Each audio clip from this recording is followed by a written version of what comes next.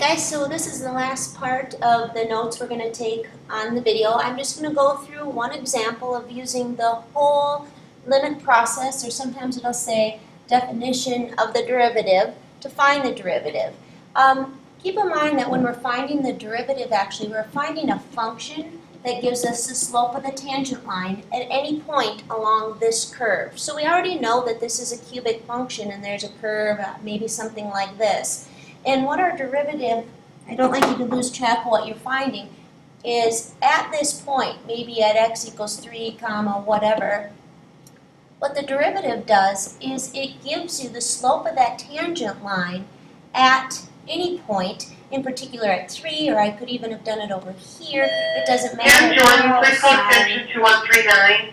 I hate doing these right after school, but we're going to go through this one, the long process, and then we'll be done. And when we come to school on Monday, I'll do one more and let you work.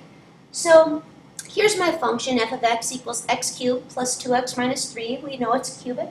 We kind of know the shape of the graph, and we'll go graph it in a little bit when I'm done. And I'm supposed to find the derivative of it. Because this is written as f, we are probably going to most logically call our derivative f prime.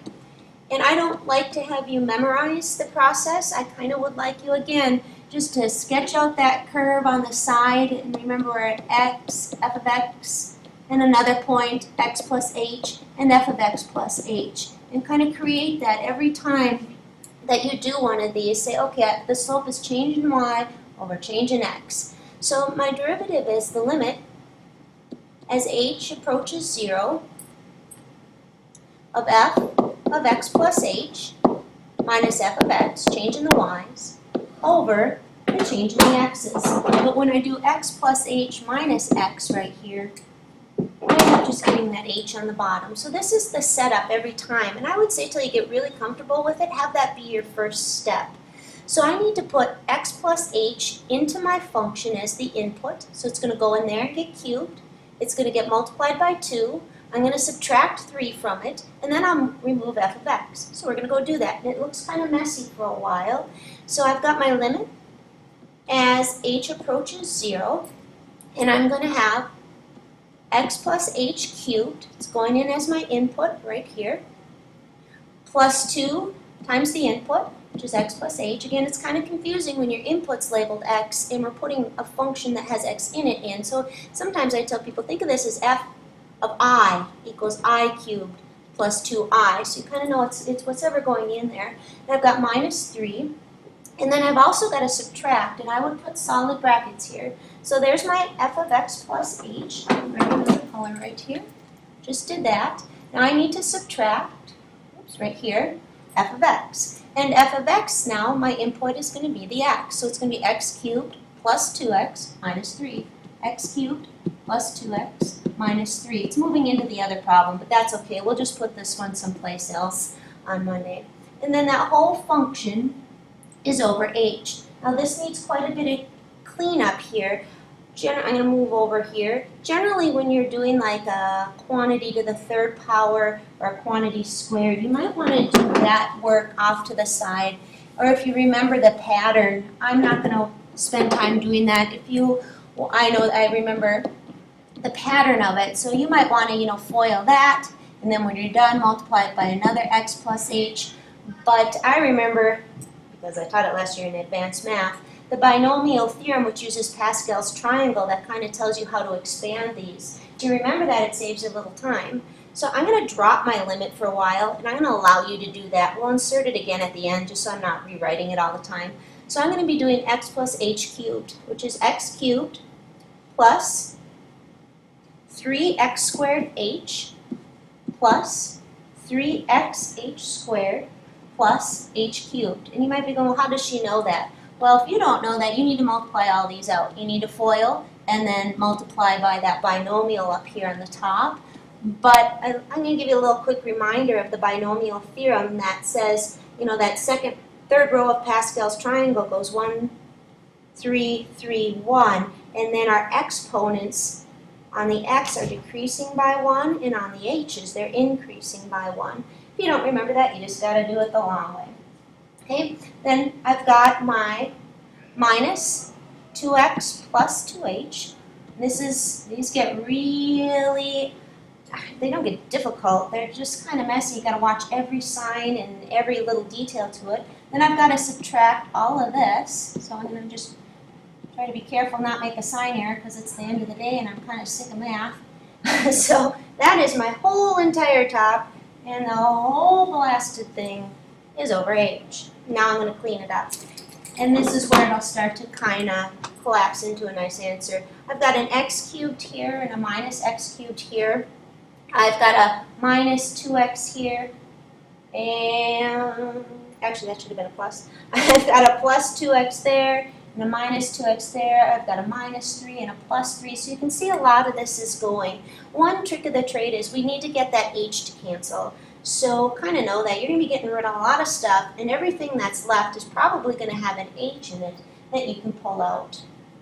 So, all right, let's pick up where I left off here.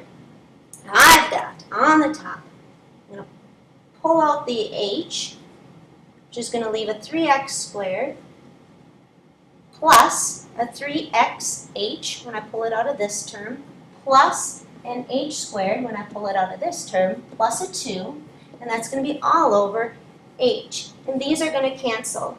And it's at this point right here, now get some more paper, that I'm going to put my limit back in. I dropped it for a little bit in the details of doing the math, but remember we're going to make that h approach 0, and we've got 3x squared plus 3xh plus h squared plus 2. Now I can do a direct substitution because I've gotten rid of that denominator problem. And when I put my 0 here and here, those terms are going to wipe out. So my answer ends up being 3x squared plus 2. Keep in mind what that is. That is my derivative function. It gives me the slope of the tangent line at any point on the curve of the graph. So for example, if I wanted to say, well, what happens at 2 on the curve? I'd plug in a 2 here. I'd say 3 times 2 squared is 12 plus 2 is 14, which means my derivative, or the slope of the tangent line at x equals 2 is 14. It means it's super steep.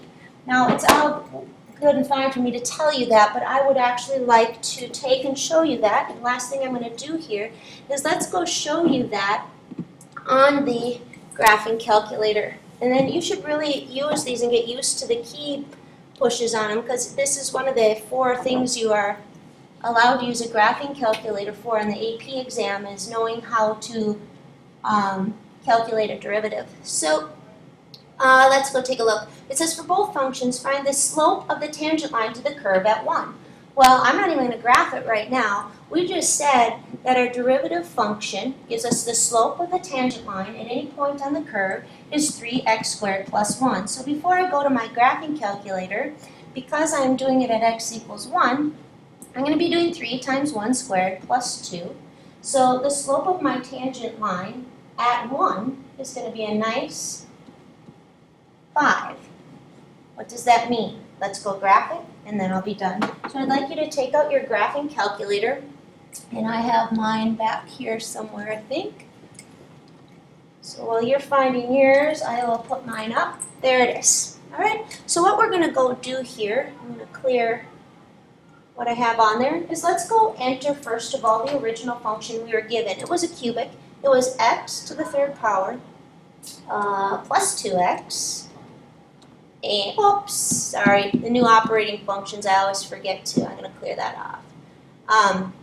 X to the 3rd. I'll tell you, this calculator, I love it. I have a love-hate relationship with my calculator. Is that wrong with me? I don't know. Anyway, x to the 3rd. But if you have the new OS, by the way, once you go into an exponent, you have to arrow over to get out of it. It's kind of a pain in the butt, but it's worth the other features on the new operating system, so just deal with it as gracefully as I am. Anyway, there's my function. I'm going to go graph it. We know what it's going to make. We've got that cubic curve going on over here. Very nice. Now, I just calculated over on the other an equation that would, a function that gave me the slope of the tangent line. And when I was done calculating that, it was 3x squared plus 2. What that means is at any point along this curve, to get the slope of this blue line, I just take this x value right here, which this one would be -1, I plug it in, and I get the slope. We were asked to do it at x equals 1. So I did 3 times 1 squared plus 2, and I got a nice 5. What that's telling me over here is that at the point 1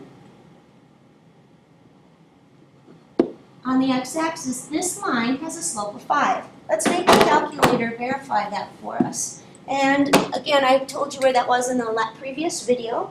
You go second calc, we do number 6, and it pops it up here.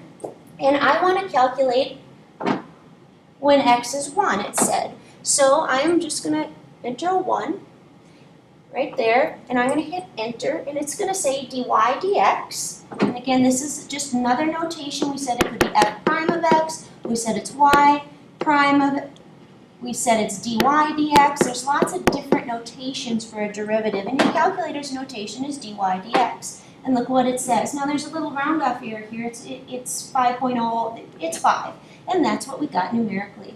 So, and I could have done that anywhere. I could have said, well, what's the slope of the tangent line when x is 2? Well, that is really steep up there. And it is. It's actually got a slope of 2 squared is 4 times 3 plus, it's got a slope of 14 up there. Let's verify that on the calculator and call it a day.